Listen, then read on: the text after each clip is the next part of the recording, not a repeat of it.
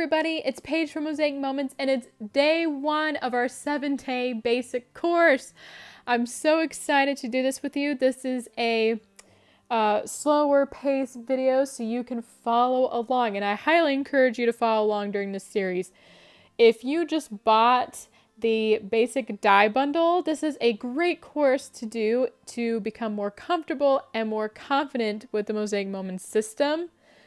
And hey, if you're not a beginner, you are also welcome to join us. You can learn extra design tips you may have not heard before. It's also a great refresher, and it's also a great way to just get 7 pages done. So we're doing 7 pages in 7 days. All of them are going to be 2-page spreads. So that's quite a bit of scrapbooking to get done. For today's layout, we are going to be using page pattern number 200, which is on the left, and page pattern number 117, which is on the right. You can find all of our patterns on our site, mosaicmoments.com. So we have hundreds of patterns on there, so go check them out.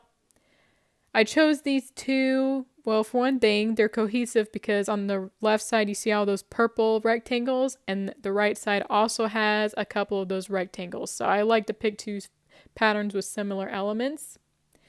You will also notice there's all these colors, and so the colors let you know which die sets you need. So I know I need sets A, B, and C, so pull those out.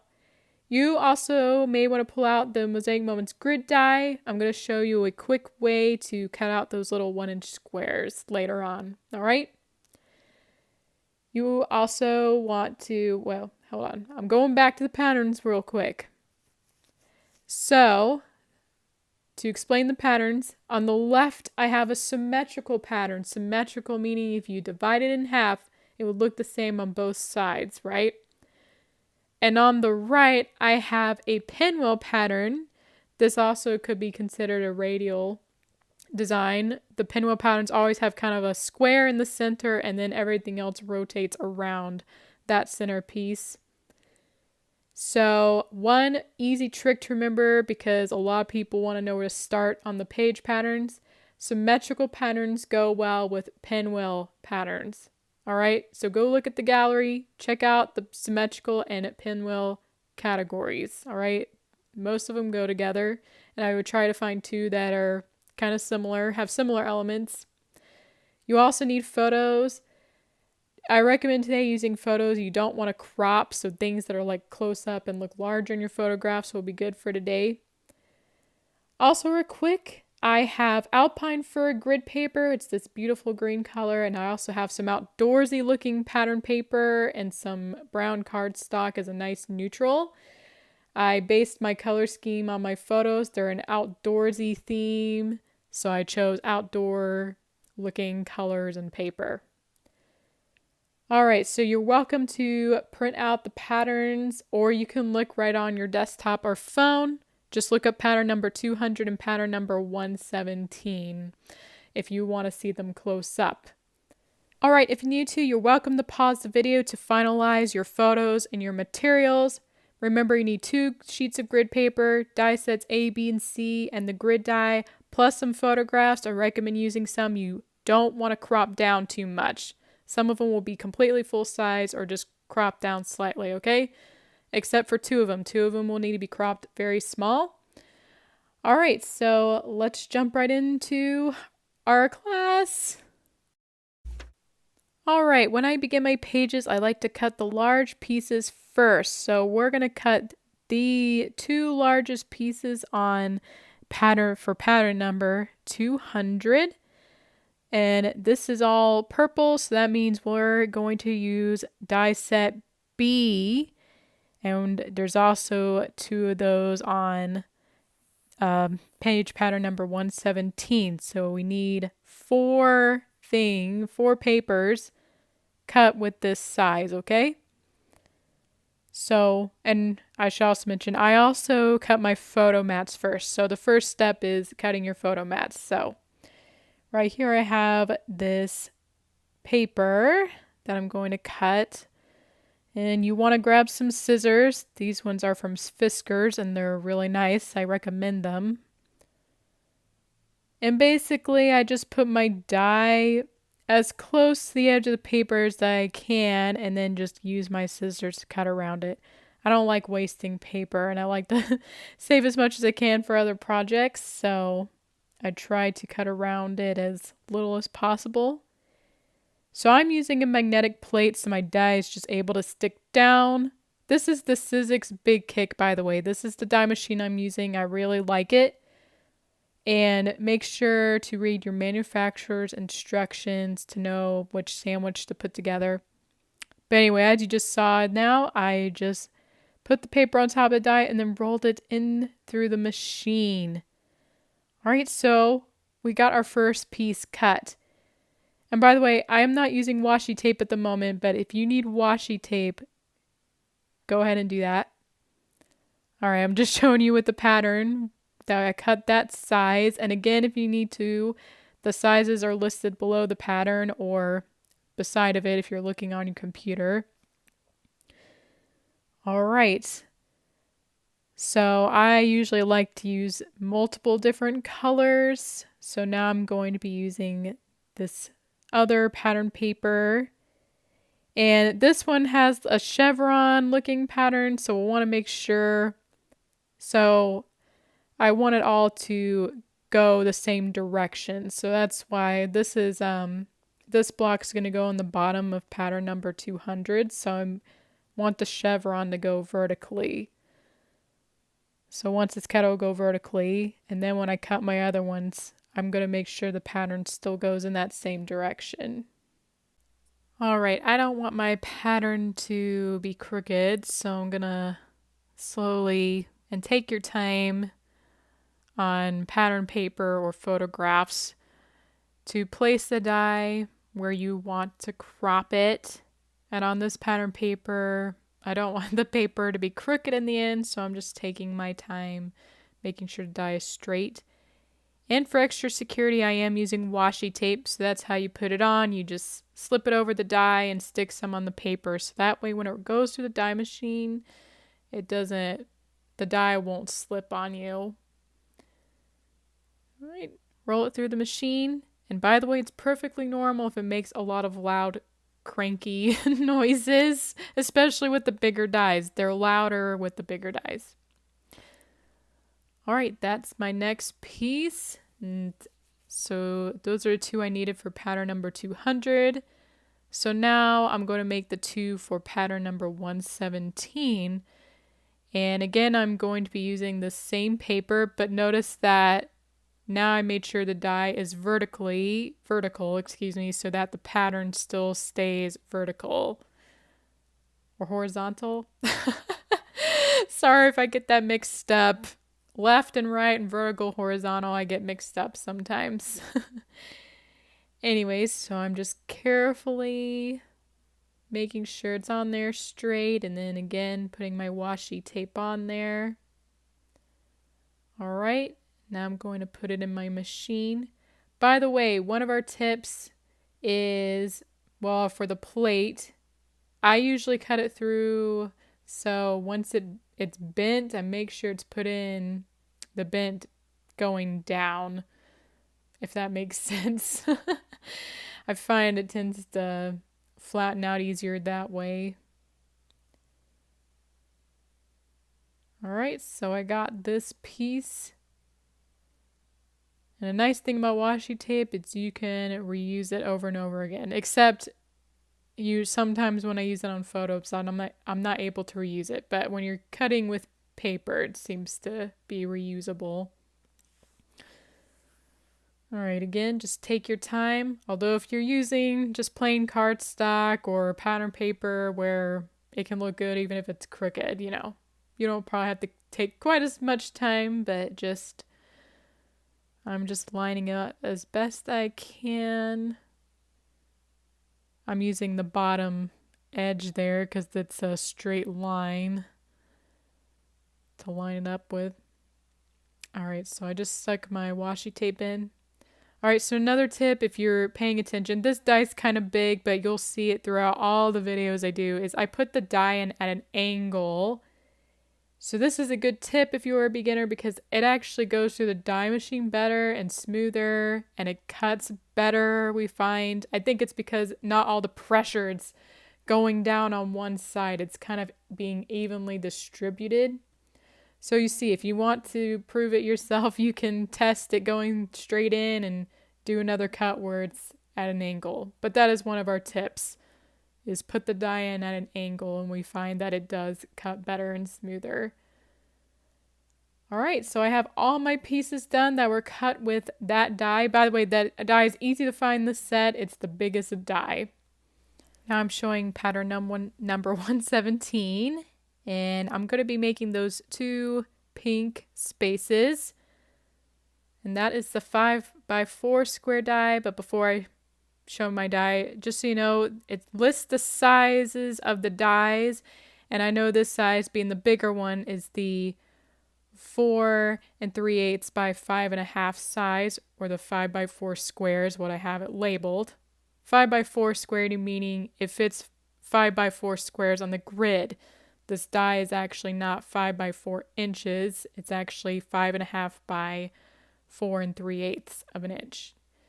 If you want to learn more about the die measurements, we do have a video on that. I'll link it on the top right now if you want to go watch that now or later. All right, and you can see I'm using the same paper I used on my very first cut. So I just went ahead and cut out both of them.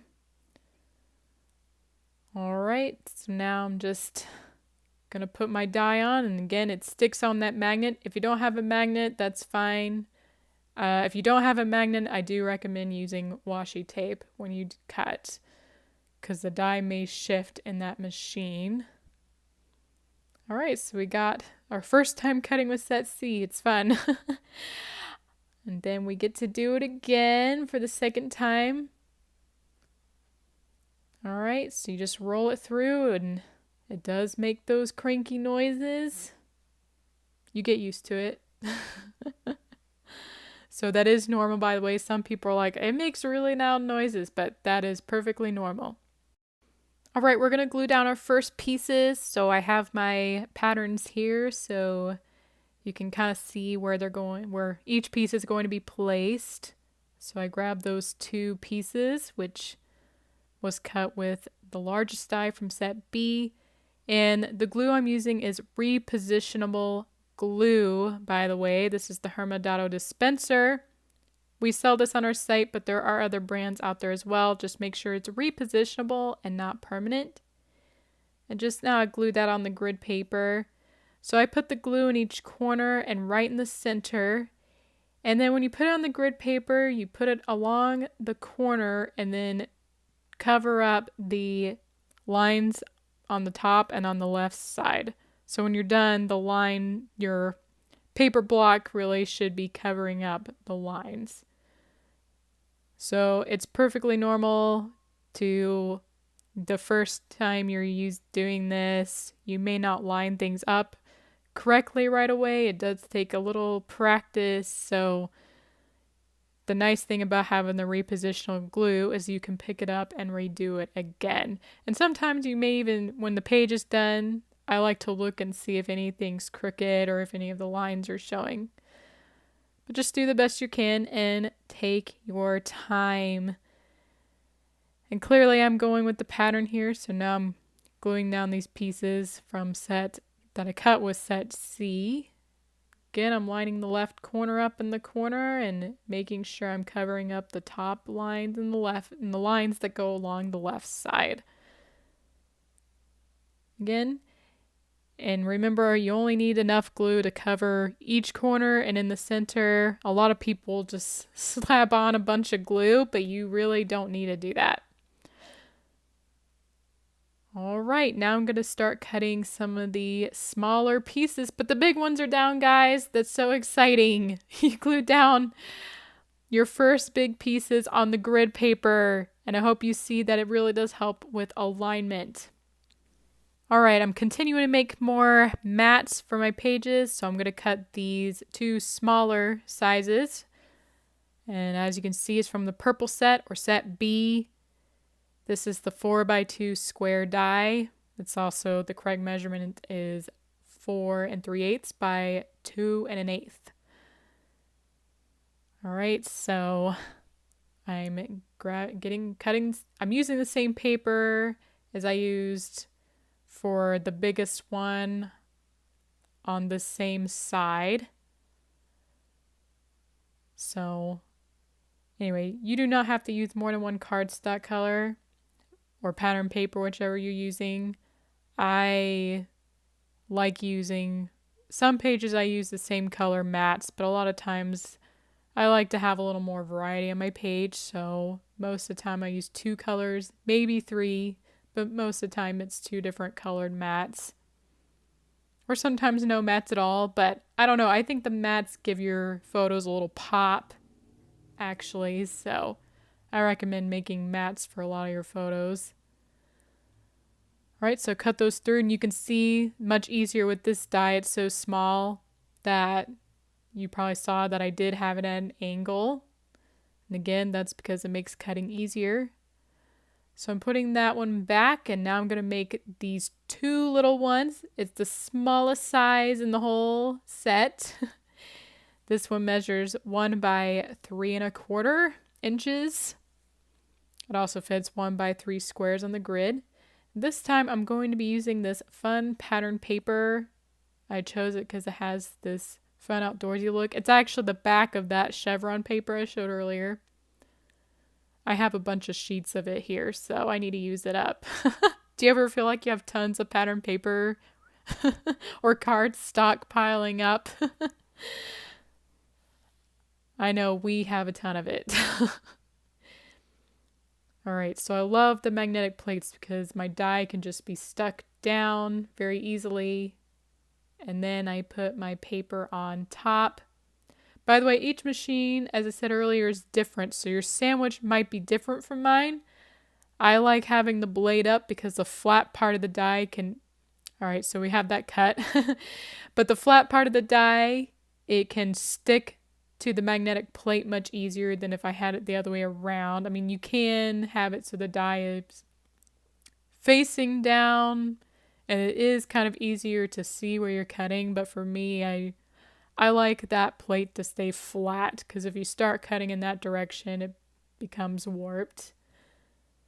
But that's just me. You figure out the way you would like to cut it, or use your die machine. Alright, so I have these 2 small pieces, and they were pretty simple to cut, right? And of course, if you do not have pattern paper, you can use cardstock. You could even use a decorative photo if you want to. Alright, now I'm going to be cutting the square for the pinwheel pattern. That is the 2 by 2 square from set A. Also measures 2 1/8 by 2 1/8 inches. Alright, so again, I'm just putting it on top of my pattern paper, and this time I can just clip it one time. At least on my paper. Right, putting it into the machine, making sure I was putting the plate in the way I want to. And by the way, I have 2 plastic plates here. On the bottom, there's a blue plastic plate. So the magnetic plate's actually on the very bottom, and then there's a plastic plate. And then you put in your die and your paper, and then another plastic plate on top of that. Alright, now I need these 2 little pieces. It's pink, so we know it's from set C. So that's this 2 by 1 square die. And again, the measurements are listed below the pattern if you need to look at those. We have a video on organizing your dies, by the way, so if you're wondering, if you just bought these dies and you're wondering how to organize them, I will have the link on the top right here if you want to view that right now or later. I'm using the same pattern paper as I did with those 1 by 3 dies from set B. Usually if there's little strips like that, I like them all. For most pages, I use the same exact paper or photo, whichever I'm using. But today we're using paper to fill in those spaces. It's pretty straightforward. All right, got the first one done. now we got the second one we're gonna do.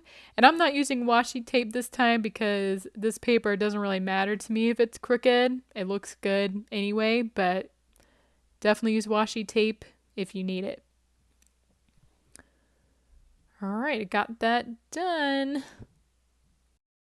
All right, now I'm going to be cutting those little 1 by 1 inch squares. And if you could use this little 1 inch square from set A, but you would have to cut it 4 times. So to make it faster, I'm actually going to grab the grid die and just cut with those 4 1 inch squares on the edge. So I'm just going to line them up on my paper like this. I'm going to use my scissors to cut it because I want it to fit through the machine. Okay, so you'll see you can get it in 1 cut rather than 4 cuts, which we all wanted to go by faster, right? Right, and use washi tape again if you need to. And this one does make a lot of noises, very cranky. All right, then I can pick it up, and these squares do have little tabs on them, and they're stuck together on purpose. That does come in handy for certain projects. But this one's pretty easy, so I just tore them apart now, and you want to take off any excess pieces or paper. All right, so I got those 4. And now we're ready to add them to our grid paper. All right, so I like to put the big pieces on first because that way it's easier to figure out where the smaller ones go. So it's pretty clear that these ones go beside this large bottom block. So just take your time. I just, again, glue on each corner and glue a little bit in the center and then line it up on your grid paper carefully. And make sure lines are covered. Now we're going to add these 2 strips. It's pretty easy to glue them. I just pretty much put 1 big stripe on the back and they're good to go. And go line these up really carefully. Take your time on the small pieces. They tend to be, for whatever reason, they tend to, a lot of people put them on the grid paper crooked, easier than the bigger blocks. So take your time. Next, I'm going to put on the square. I'm going to carefully line it up on the grid in the center. It's pretty clear where that one could go.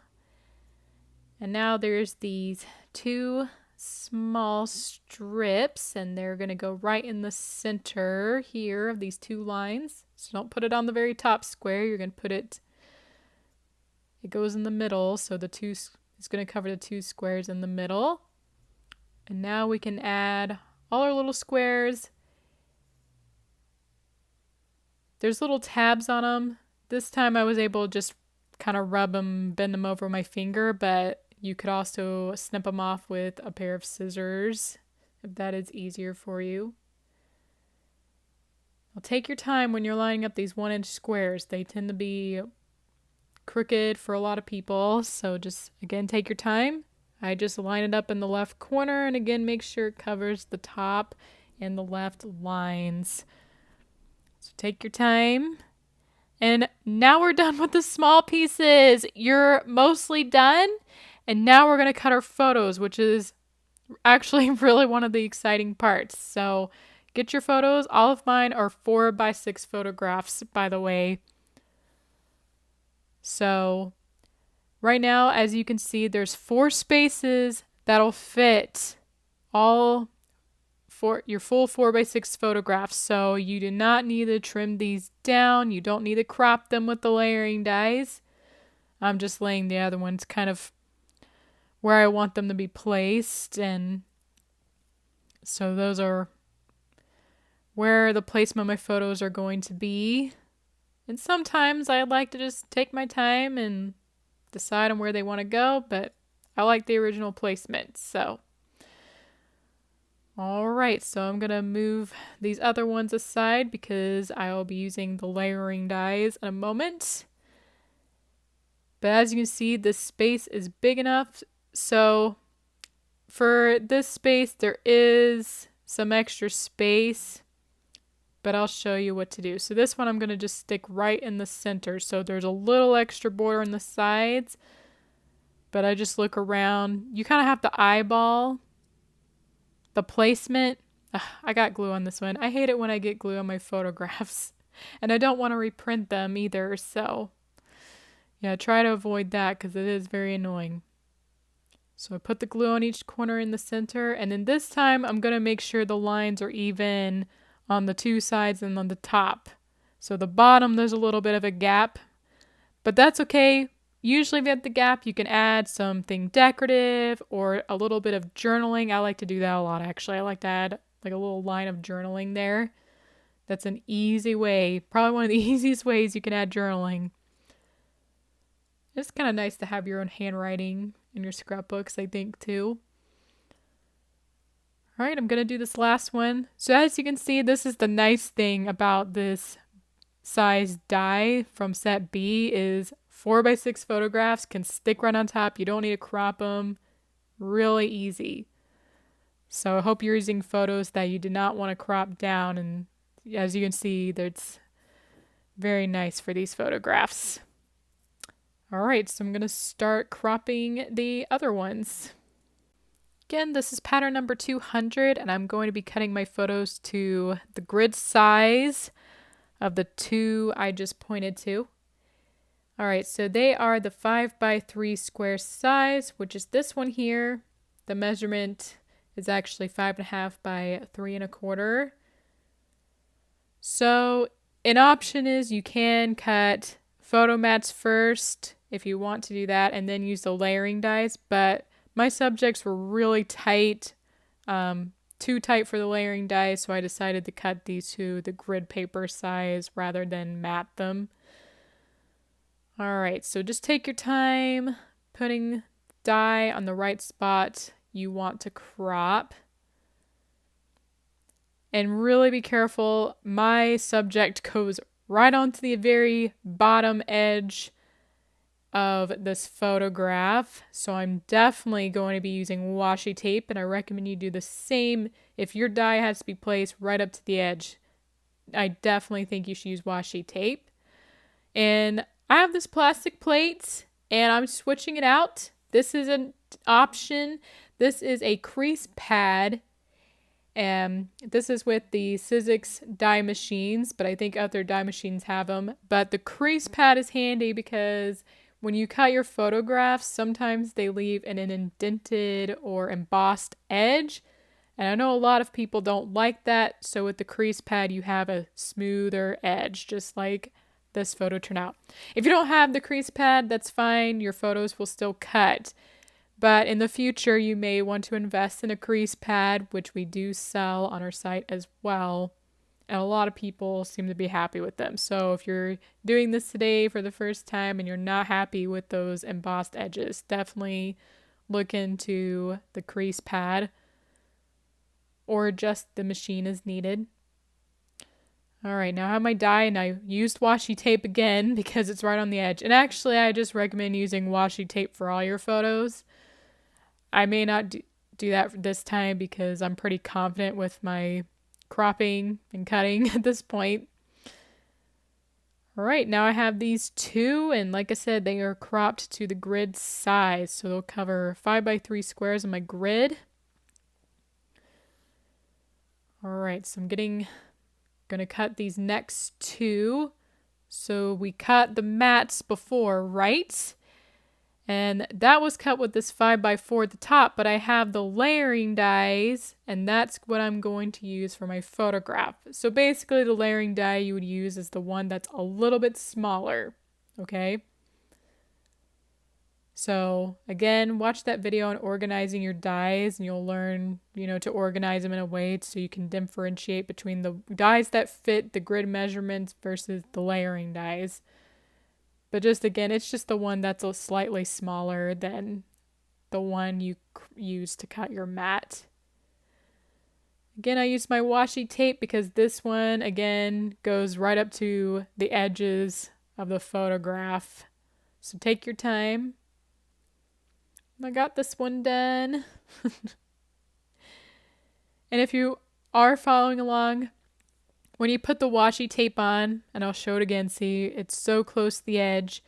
But with washi tape, it's not very forgiving on photographs. So I try to only have the washi tape stick on the part of the photo you are not using, because sometimes the photo will tear or leave a residue. So don't put it on the side that you're going to put on your page. Like I did here, this die still stays down and it didn't leave any residue on the side I want to use. All right, I'm going to throw away these excess photo pieces and put this die away. All right, now I'm going to cut the photos to fit those two. Well, actually, for me, I'm using one photo, but you're welcome to use two. Now, these are very small spaces and the layering die cuts are very small, so make sure your subjects are either in the distance or as a subject, you're okay with cropping really small, okay? I had my die in the wrong place. All right, so I'm going to cut the layering dies for those two. So that one's here. And again, it's slightly smaller than the die that fits the grid, which I used to cut my mats earlier. And you'll see this die is pretty small. All right, so I'm actually going to be making two cuts on this photograph. The die is small enough that I can use it more than one time on the same photo. You don't have to do that, but it is one idea. If you have a photo that, like here, I kind of have like two different subjects going on, so I'm going to be cropping them. And then when it's on the page, you think it was two different photographs, but it's not. So you can kind of get away with that with the smaller dies. Alrighty. So I got my first cut. Kind of an interesting, artsy looking crop, really. Now I'm deciding where I want to crop the next part. I think I want to have this bear be the main part. There's a bear and there's the little raft the people sit in. But I decided to crop where the bear is. All right, you can roll it through. And again, if you need washi tape, use that. Yeah, I used it on mine, so. All right. Now I got my two pieces, and now we can stick our photographs on the grid. So these two photographs are going to cover the rest of the grid lines that are shown here. So again, I glued a bit in each corner and right in the center. Just take your time lining it up on the grid lines, and in the end, all of your grid lines at this point, after you put down this last piece, should be completely covered. If you need to, go and check and make sure everything's straight and all the lines are covered. So placing the photographs on the mats is pretty much the easiest part of making the whole page. You just put glue on the back of your photographs and then you kind of eyeball where to mat on your photo. So basically I just take my time and make sure all the edges look even all around my photograph, which is what I did here.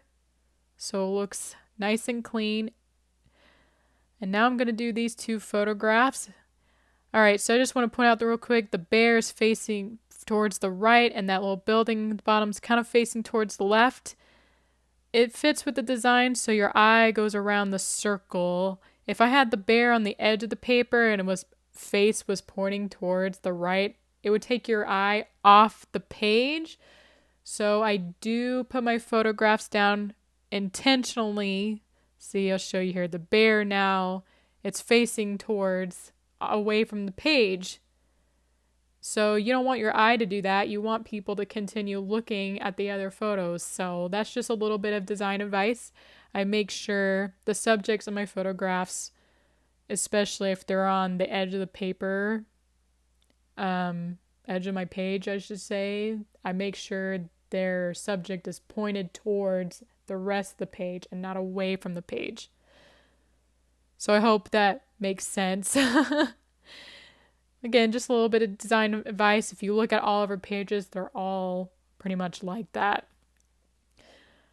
All right, so the page is finished. Are you done yet? If not, please take your time, pause, and rewind again if you need to. It's perfectly fine. I'm not here to rush you. I'm just here to kind of demonstrate what to do. So again, just if you're finishing up, please take your time. But once you are, isn't it exciting? You made your first Mosaic Moments page. It's awesome. Congratulations. And if it's not your first page, still fun way to learn some new design tips, and you got a whole new page done. It's great. So this completes day 1 of our course. If you have any questions or if there's something I missed, please let me know in the comments below. I want to help you as much as possible so you can have a great experience using the dies. So for tomorrow, be prepared to do a little bit of mosaic work, just helping you out to find the right photos or paper, whichever you're using. Anyway, I hope this was fun today. I hope you're excited to continue on for the rest of the series, or course, I should say. And I'll see you tomorrow.